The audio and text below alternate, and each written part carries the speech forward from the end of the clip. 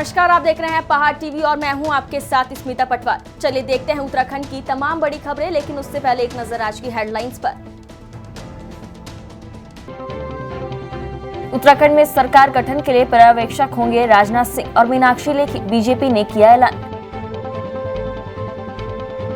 रंजीत रावत के लगाए आरोपों पर हरीश रावत ने दिया बयान, कहा भगवान से प्रार्थना करता हूं कि कांग्रेस मुझे निष्कासित कर दे, मेरा होलिका दहन कर दे। कानपुर के नवनिर्वाचित विधायक ने सुप्रीम कोर्ट के वरिष्ठ अधिवक्ता कपिल सिब्बल से की मुलाकात। आर्मी द्वारा कई गांव के रास्ते को बाधित करने की समस्या खत्म करने को लेकर बनाई रणनीति। रामनगर पुलिस के हाथ लगी बड़ी कामयाबी। रामनगर के सीताबनी रोड से एसटीएफ ने 60 किलो गांजे के साथ 2 लोगों को किया गिरफ्तार। छात्रवृत्ति परीक्षा बार बार रद्द होने से छात्रों में रोष। खंड शिक्षा अधिकारी कार्यालय में जमकर किया हंगामा। रुड़की में एक बागपुर गन्ना समिति पर गुस्साए किसानों ने जमकर की नारेबाजी, तालाबंदी कर समिति को दिया अल्टीमेटम। उत्तराखंड में नई सरकार गठन को लेकर कसरत तेज हो गई है। इसी कड़ी में बीजेपी ने उत्तराखंड के लिए केंद्रीय रक्षा मंत्री राजनाथ सिंह, केंद्रीय पर्यवेक्षक मीनाक्षी लेखी को सह पर्यवेक्षक नियुक्त किया है। इन दोनों बड़े नेताओं के कंधों पर उत्तराखंड में सरकार गठन की जिम्मेदारी है। बताया जा रहा है कि उत्तराखंड में 19 मार्च को विधानसभा मंडल दल की बैठक होगी और 20 मार्च को उत्तराखंड के नए मुख्यमंत्री का शपथ ग्रहण समारोह हो सकता है। आपको बता दें कि उत्तराखंड बीजेपी में आजकल मुख्यमंत्री चेहरे को लेकर चर्चाओं का दौर है। इस बीच दोनों ऑब्जर्वरों की नियुक्ति से उम्मीद है कि जल्द ही उत्तराखंड में तस्वीर साफ हो जाएगी। राजनाथ सिंह को केंद्रीय पर्यवेक्षक और मीनाक्षी लेखी को सह पर्यवेक्षक की जिम्मेदारी सौंपी गई है। राज्य में भाजपा ने 47 विधायकों के साथ सत्ता में वापसी की है, लेकिन मुख्यमंत्री पुष्कर सिंह धामी के चुनाव हार जाने की वजह से अब नए मुख्यमंत्री के चयन को लेकर मंथन किया जा रहा है। बताया जा रहा है कि उत्तराखंड में 19 मार्च को विधानसभा मंडल दल की बैठक होगी।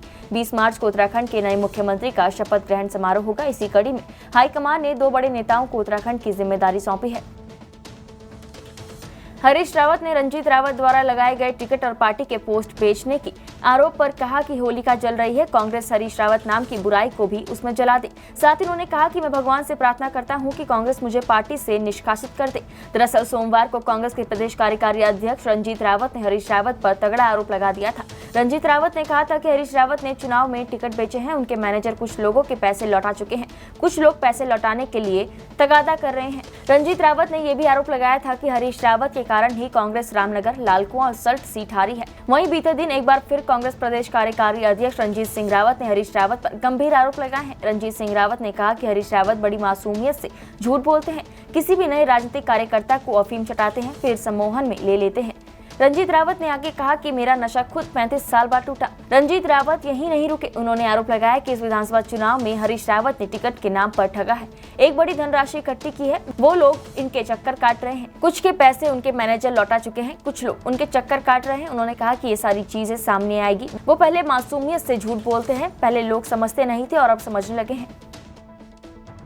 कानपुर के नवनिर्वाचित विधायक उमेश कुमार ने सुप्रीम कोर्ट के वरिष्ठ अधिवक्ता कपिल सिब्बल से मुलाकात की। विधायक उमेश कुमार ने दिल्ली पहुंचकर सुप्रीम कोर्ट के वरिष्ठ अधिवक्ता कपिल सिब्बल से मुलाकात की है। विधायक उमेश कुमार ने बताया कि पिछले कई वर्षों से कानपुर विधानसभा क्षेत्र में आर्मी द्वारा भंगेड़ी, जलालपुर, दुर्गा कॉलोनी, टोडा, कल्याणपुर, खटका और अन्य क्षेत्रों के रास्ते बाधित किए गए हैं, जिससे इन क्षेत्रों में रहने वाले कई हजार लोगों को कई किलोमीटर का चक्कर काटकर रुड़की और अन्य जगहों में आना जाना पड़ता है, जो कि एक गंभीर विषय है। इसी विषय में दिल्ली पहुंचकर सुप्रीम कोर्ट के वरिष्ठ अधिवक्ता कपिल सिब्बल से चर्चा की गई और इस विषय पर आगे की रणनीति तय की गई है। उन्होंने बताया कि हर कीमत पर इन क्षेत्र के वासियों को इस बड़ी समस्या से निजात दिलाकर ही दम लूंगा।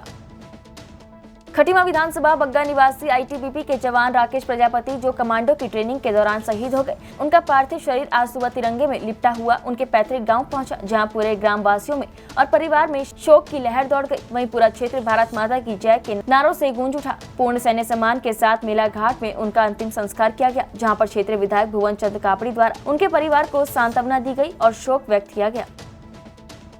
विधायक बनने के बाद जोशीमठ पहुंचे राजेंद्र भंडारी का नगर के मुख्य बाजार में लोगों ने फूल मालाओं से स्वागत किया। रायका तिराहे से टैक्सी स्टैंड तक जुलूस निकालकर भंडारी ने एक बार फिर जता दिया कि भीड़ एकत्रित करने में वो आज भी अव्वल है। टैक्सी स्टैंड में जनसभा को संबोधित करते हुए भंडारी ने कहा कि ईवीएम में गड़बड़झाला है, इसलिए आने वाले लोकसभा और विधानसभा चुनावों को बैलेट पेपर से कराया जाए, तभी लोकतंत्र जिंदा रह सकता है। राजेंद्र भंडारी ने कहा कि भले ही वो जीत गए, लेकिन कांग्रेस प्रदेश अध्यक्ष और पूर्व मुख्यमंत्री हरीश रावत का हारना साबित करता है कि ईवीएम में बहुत कुछ गड़बड़ है। उन्होंने कहा कि वो अब विपक्ष के विधायक हैं, इसलिए 5 वर्षों तक जनता के लिए संघर्ष करने से वो पीछे नहीं हटेंगे। देखिए, मेरी तो ये तमन्ना थी कि मैं विधायक बनूंगा, मेरी सरकार बनेगी तो मैं जनपद चमोली में मेडिकल कॉलेज खोलना चाहता था। मेरे सपने तो धरे के धरे रह गए, न मेरे लोग जीते, न मेरी पार्टी सत्ता में आई। मैं ज़रूर मेडिकल कॉलेज के लिए संघर्ष करना चाहता हूं और जो जनपद चमोली की जो स्वास्थ्य व्यवस्था है, जो चकनाचूर हो गई, कोलैप्स हो गई है, ख़त्म हो गई है, जो कि छोटी सी डिलीवरी के लिए भी रेफ़र करके देहरादून जाना पड़ रहा था, मैं चाहता था उसको मैं सुधार करूं। पर देखो अब सरकार मेरी कितनी मदद करती है, उसको खोलने में हम कामयाब होते हैं नहीं होते हैं ये तो आने वाला समय बताएगा। किंतु अगर पलायन को रोकना है तो शिक्षा और स्वास्थ्य में तो ज़रूर मेरी प्राथमिकता है, बेरोजगारी में प्राथमिकता है। इन चीज़ों पर मैं चाहता हूँ कि टूरिज़्म को बढ़ावा मिले, तीर्थाटन को बढ़ावा मिले, ताकि यहाँ पर हम कुछ अगर काम करें तो हर हाथ को रोज़गार मिले।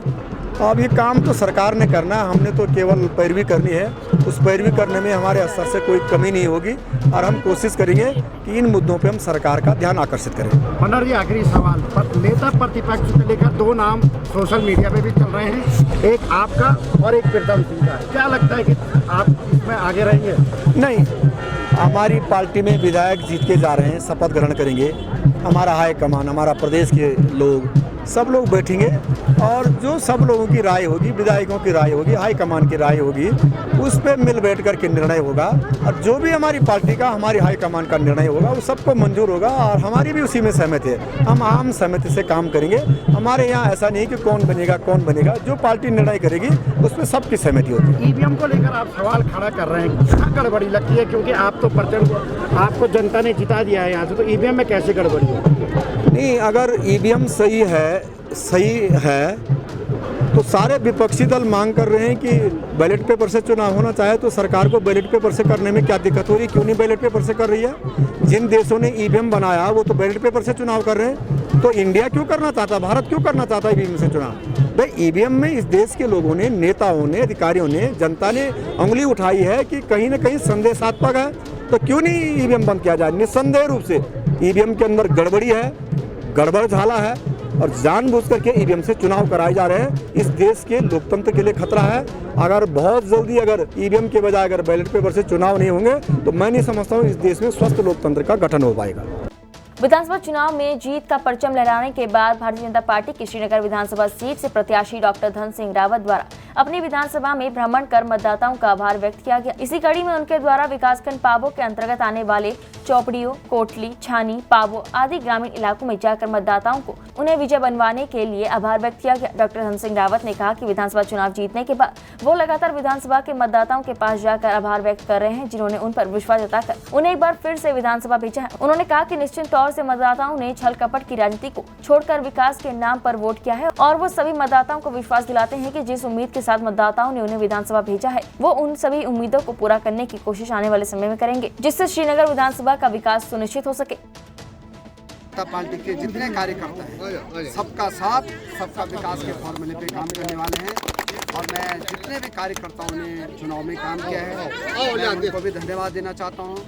मातृशक्ति का भी धन्यवाद देना चाहता हूँ, गांव के युवाओं को भी धन्यवाद देना चाहता हूँ, सबका मैं धन्यवाद देना चाहता हूँ कि उन्होंने बहुत परिश्रम से जो है काम किया है और मुझको यहाँ से विधायक बनाया है। और इसलिए आपने देखा होगा कि मैं पूरे क्षेत्र में सब लोगों का धन्यवाद यात्रा पे निकला हूँ और आज ये मेरा जो है चुनाव जीतने के बाद आज 11वां प्रोग्राम। मैं हर जगह जा रहा हूँ और 4 दिन तक मैं पूरे क्षेत्र में धन्यवाद देने सब जगह जा रहा हूँ।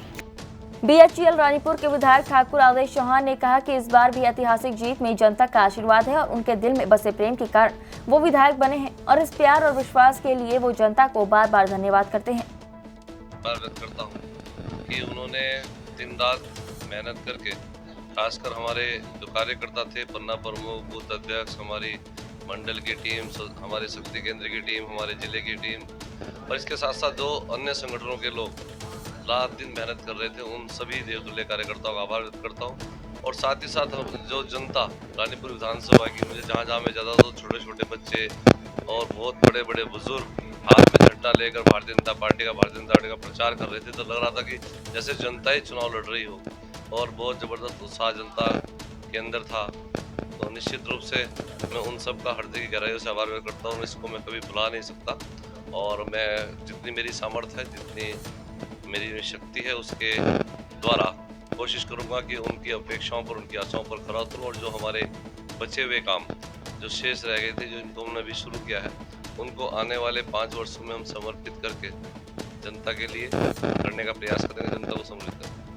अभी 4-5 दिन बाद होली है, तो मेरी सभी क्षेत्रवासियों को होली के महापर्व की बहुत बहुत शुभकामनाएं, बहुत बहुत बधाई और मेरे ईश्वर से प्रार्थना है कि समस्त जनता जनार्दन के परिवार आगे बढ़े और जो होली के सतरंगी रंग हैं उनसे उन सब का जीवन शराबोर हो जाए, खुशियाँ उनके घर में आए।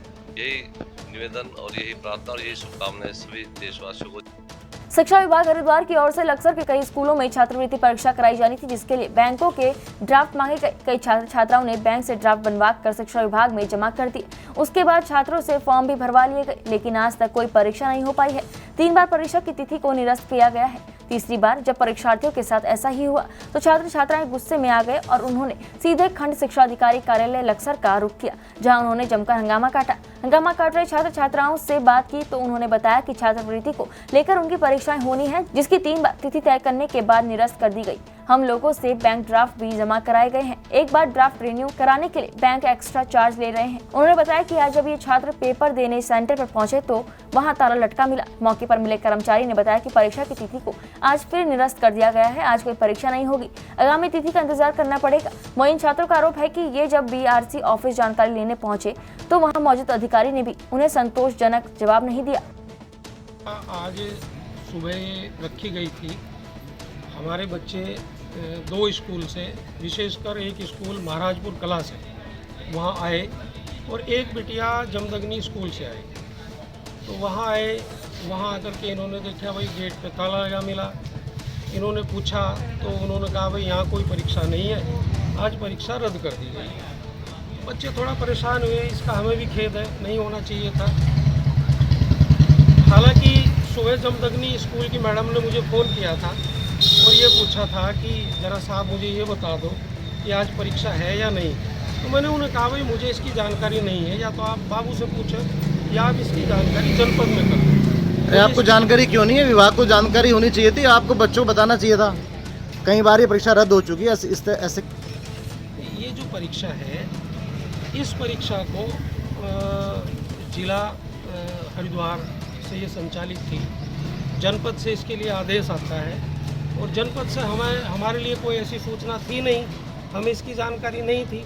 लेकिन यहाँ जो बच्चे आए हैं 10-20 जितने भी हैं, हमने उन्हें कहा भाई असुविधा के लिए खेद है, हम क्षमा प्रार्थी भी हैं। भविष्य में ये परीक्षा इसी जो आपने फॉर्म भरा है, जो आपने ड्राफ्ट जमा किया है, आप खेद की बात करें, परिजन तो आप पर बदतमीजी करने का आरोप भी लगा रहे हैं। नहीं, बदतमीजी यहाँ किसी ने नहीं की। एक सज्जन आए थे, उसके ना यहाँ बच्चा था, ना कोई बात थी। उन्होंने थोड़ा सा बदतमीजी की, उसकी बदतमीजी का थोड़ा सा जवाब दे दिया गया। ऐसा कुछ नहीं है, हम बदतमीजी करने के लिए यहाँ नहीं है, हम जनता की सेवा करने के लिए यहाँ हैं, हम यहाँ काम करने के लिए हैं। किसी समय भी आओ, जो हमें जानकारी होगी वो दी जाएगी। और मैं फिर कह रहा हूँ कि जो भी असुविधा हुई उसके लिए हमें खेद है, विभाग खेद प्रकट करता है। हमारे अधिकारी ने भी कहा है कि भाई ये जो भी हुआ ये गलत हुआ, ये नहीं होना चाहिए था। और भविष्य में इस तरह की बात वादा भी करते हैं कि इस तरह की जो मिसअंडरस्टैंडिंग है ये स्थिति नहीं होगी और परीक्षा स्कूल की स्टूडेंट हूँ और आज हमारा CBSE से हमारा स्कूल, तो आज इंग्लिश का हमारा प्री बोर्ड था। तो स्कूल वालों ने बोला कि आप NTSC का पेपर दो और ये प्री बोर्ड हम बाद में करा देंगे। जब यहाँ पे सेंटर पे आए तो इन्होंने बोला कि आपके पेपर रद्द हो गए, मतलब कैंसिल हो गए हैं। हमारी ये जो NTSC की डेट थी 16 जनवरी थी, वो पहले भी पोस्टपोन हुई है, आज फिर पोस्टपोन हुई है। ड्राफ्ट बने हुए थे, उन्होंने बोला कि ड्राफ्ट की डेट रिन्यू करवाओ, तो हमने करवाई। तो उन्होंने हमसे एक्स्ट्रा चार्जेस लिए, हमने वो कराई। आज आगे फिर बोल रहे हैं कि आपके पेपर पोस्टपोन हो गए, नेक्स्ट डेट भी नहीं दे रहे हैं, बोल रहे हैं कि इसी महीने होंगे लेकिन पता नहीं कब होंगे। हमारे बोर्ड्स भी हैं, प्री बोर्ड्स भी हैं, अब ऐसे बार बार परेशान थोड़ा ही होंगे हम। रुड़की में इकबालपुर गन्ना समिति पर गुस्साए किसानों ने जमकर नारेबाजी करने के बाद तालाबंदी कर दी। साथ ही गन्ना किसानों ने समिति के अंदर ही आत्मदाह करने की चेतावनी दे डाली। वहीं गुस्साए किसानों ने गन्ना समिति के कर्मचारियों को गन्ना समिति से जबरन बाहर निकाला। किसानों का आरोप है कि पिछले लंबे समय से किसान गन्ना पर्ची के लिए दर दर भटक रहे हैं, लेकिन विभागीय अधिकारी उनकी नहीं सुन रहे हैं। वहीं किसानों का कहना है कि पर्ची न मिलने से उनकी मेहनत की कमाई गन्ना खेतों में बर्बाद होने की कगार पर पहुंच गई है और कोल्हू में भी मात्र 250 रुपए क्विंटल बेच रहे हैं। किसानों ने चेतावनी देते हुए कहा कि यदि उनकी समस्या का समाधान नहीं हुआ तो वो आत्मदाह करने को मजबूर होंगे। वहीं हंगामे के दौरान समिति के सचिव और कर्मचारी समिति से गायब नजर आए। मैं एक छोटा सा किसान हूँ और बॉन्ड चला दिया है, वैसी पर्ची कट नहीं रही है। बॉन्ड चला रहे हैं, बहुत परेशानी हो रही है, जिसमें हमारे छठे का 11वां 12वां 13वां 14वां 7वां पहले छोड़कर 7वें के दूसरे की पर्ची काट रहे। ये ज़बरदस्ती बॉन्ड चला रहे हैं जिससे इनकी कमाई हो, पैसा हो इन पर। हम बहुत परेशान हैं। गन्ना हमारा जुआ खोड़ा है और भूस 1400 रुपये कुंटल हो रहा है। हम छोड़ने घास घेरने के लिए परेशान हो रहे हैं। डंगरों को बेचने के ऊपर बात आ रही है। बिल्कुल स्पेशल टास्क फोर्स कुमाऊं की टीम ने रामनगर सीतावनी मार्ग से 2 लोगों को कार में गांजा ले जाते हुए पकड़ा है। टीम ने तस्करों के कब्जे से 60 किलो गांजा, 1 मोटरसाइकिल और 1 कार को बरामद किया है। साथ ही दोनों तस्करों के खिलाफ एनडीपीएस एक्ट के तहत मुकदमा दर्ज कर जेल भेज दिया गया है। एसटीएफ कुमाऊं की सीओ पूर्णिमा गर्ग ने बताया कि तस्कर पहाड़ों से गांजा लाकर शहरी क्षेत्रों में सप्लाई करते थे। सोमवार की शाम को मुखबिर की सूचना पर एसटीएफ कुमाऊं की टीम ने रामनगर सीतावनी मार्ग से 2 तस्कर चिल्किया निवासी गणेश अधिकारी और थैलीसैंड निवासी दलवीर सिंह को 60 किलो गांजे के साथ पकड़ा है। सीओ पूर्णिमा गर्ग ने बताया कि दोनों आरोपी पहले भी कई बार गांजे की बड़ी खेपों को सप्लाई कर चुके हैं। उन्होंने बताया कि गणेश अधिकारी के खिलाफ गांजे की तस्करी करने के मामले में पूर्व में भी 2 मुकदमे दर्ज किए गए हैं। उन्होंने बताया कि दोनों आरोपी के खिलाफ मुकदमा दर्ज करके उनसे पूछताछ की जा रही है। देखिए, हमारे ये जो एसटीएफ है वो निरंतर ही ड्रग्स के खिलाफ कार्य करती रहती है। इसी क्रम में आज मुखबिर की सूचना में एसटीएफ द्वारा लगभग 60 किलो गांजा पकड़ा गया है थाना रामनगर क्षेत्र में। इसमें 2 लोगों की गिरफ्तारी की गई है। एक व्यक्ति जो है गणेश अधिकारी, वो पीरू मदारा थाना रामनगर क्षेत्र का है, और दूसरा जो है दिलवर सिंह, वो थलीसैंड का है। जो गणेश अधिकारी है, इसके विरुद्ध पूर्व में भी 2 मुकदमे दर्ज हैं, जिसमें उसने 52 किलो और 11 किलो गांजा उससे बरामद की गई थी। बाकी हम आपराधिक इतिहास के बारे में जानकारी कर रहे हैं। इनके पास से एक गाड़ी भी बरामद हुई है। मसूरी सीओ पल्लवी त्यागी द्वारा मसूरी पेयजल योजना के तहत लोगों को हो रही दिक्कतों के साथ आगामी होली के पर्व व्यवस्थाओं को लेकर स्थानीय लोगों से बैठक कर सुझाव लिए गए। सीओ मसूरी पल्लवी त्यागी द्वारा मसूरी ट्रेडर्स एसोसिएशन के पदाधिकारियों पर स्थानीय लोगों के साथ बैठक कर होली के पर्व को शांतिपूर्ण तरीके और शहर की व्यवस्थाओं को दुरुस्त करने के लिए सहयोग मांगा गया। सीओ मसूरी पल्लवी त्यागी ने बताया कि होली के पर्व पर शांति व्यवस्था और यातायात व्यवस्था को लेकर पुलिस द्वारा एक्शन प्लान तैयार किया गया है, जिससे मसूरी ट्रेडर्स और स्थानीय लोगों को अवगत कराया गया और सुझाव भी मांगे गए। मन में मीटिंग ली गई थी कि होली पे जो है शांतिपूर्ण तरीके से त्यौहार संपन्न हो। तो जो भी हमारे सीएलजी के मेंबर्स हैं सभी को बताया गया कि किस तरह से कोविड को भी ध्यान में रखते हुए और शांति सौहार्द बनाए रखते हुए पुलिस का सहयोग करें। पुलिस के जो हमारा लैंडलाइन नंबर है थाने का, सीयूजी नंबर है, जो एसएचओ का, कोई बात होती है तो तत्काल सूचना दें। इसके अलावा जैसे हमारा यहाँ पे पार्किंग वगैरह की समस्या है तो उसके संबंध में भी कुछ बातचीत हुई है। कुछ तो एक पार्किंग को लेकर इशूज़ है, उसको सॉर्ट आउट कराया जाएगा।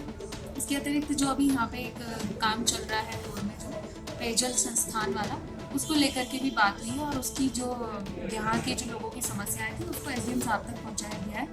तो होपफुली जल्दी हमारा यहाँ का रोड का जो काम है ये तेज़ी से होगा और लोगों को थोड़ी सी सुविधा होगी। मंडल से हमने स्पेशली जो है जो ट्रैफिक को लेकर के है और पार्किंग्स को लेकर के है, उसमें सहयोग की बात करी है कि आपके यहाँ पे जो भी पार्किंग्स हैं और जो पार्किंग्स आप लोगों के आसपास हैं उसको आप मतलब खुद ही यूज़ करवाएं, क्योंकि जितने ज़्यादा आप टूरिस्ट को यहाँ अकोमोडेट करेंगे उतना ज़्यादा बेनिफिट यहाँ के व्यापारियों को ही है और साथ में जो उनके अपने खुद के वाहन है या जो उनके होटल्स वगैरह के हैं उनको इस तरह से रहे कि पुलिस को जो है उसमें चालान की आवश्यकता ना पड़े, खुद ही लोग जो है उसको अपना पार्किंग में उपलब्ध कराएं। इसके अलावा जो आगामी अभी सीज़न आ रहा है उसके संबंध में हम एक और अलग से मीटिंग भी करने वाले हैं, जिसमें हम ट्रैफिक व्यवस्था के बारे में ही स्पेशली बात करेंगे। उत्तराखंड की तमाम बड़ी खबरों में फिलहाल इतना ही। बाकी खबरों के लिए देखते रहिए पहाड़ टीवी। नमस्कार। है बेखौफ उम्मीद का रंग।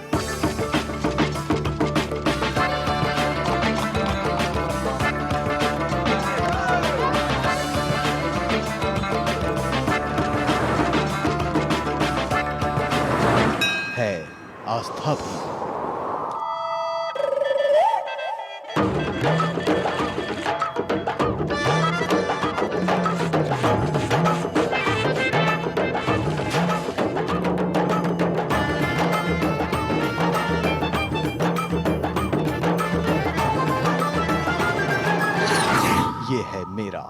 उत्तराखंड।